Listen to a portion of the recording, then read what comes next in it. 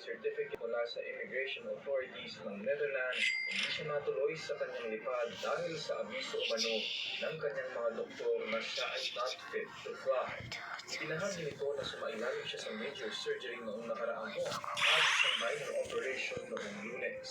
Kahapon ng pumutok ng balitang na-aresto na sa Amsterdam Airport Schiphol si Roque matapos ang inisyong red notice laban sa kanya at pagkansela ng sa kanyang pasaporte.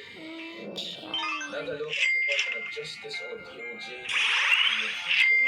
Cappuccino, sino mang makapagbigay ng credible information para matuntunan na aresto si Cassandra Lee. Itinuturing ng pangunahing personalidad sa kasong human trafficking ay kaugnayan sa Togo operation sa just Santo want Ayon to kay mess Acting with Justice Secretary Frederick yeah, Vida, maybe. kulang pa ang kasalukuyang intel sa kinaroroonan ni Hong na sinasabing may kakayahang umiwas sa otoridad at makalabas-masok ng bansa kahit kanselado na ang kanyang pasaporte. Posible rin umanong nakalabas siya sa pamamagitan ng backdoor exit. Sinumpirma naman ni DOJ Undersecretary Nikki at Better na not ang yet. kanselasyon ng pasaporte ni Hong, Better not dating yet. presidential spokesperson Harry Roque at tatlo pang individual. My Hindi naman God. DOJ na hiwalay ang What is kaso that? sa asylum application No, ni I don't Roque sa Netherlands. Para sa Kidlat News Channel, ako si Angelo. Ako po si Cesar Sorian. Kasama nyo sa bawat pagtutok ng balita. Hopefully not the car. Not a car.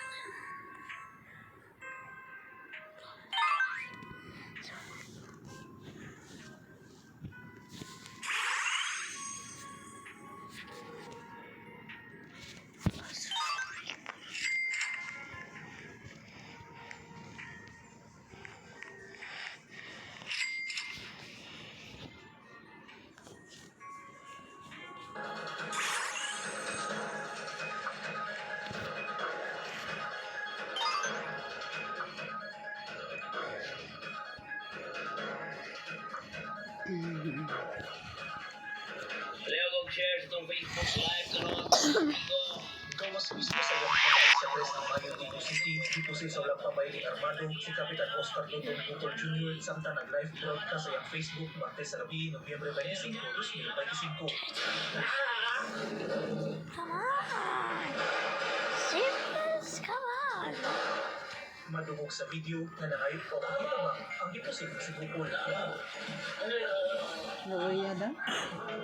Dito na Raivan sa Ligos Doctors Hospital ang kapitan. Tungod sa nitabo, girumbo sa mga tao ang ospital na ginalang ng Bukol. Nagpagayon sila o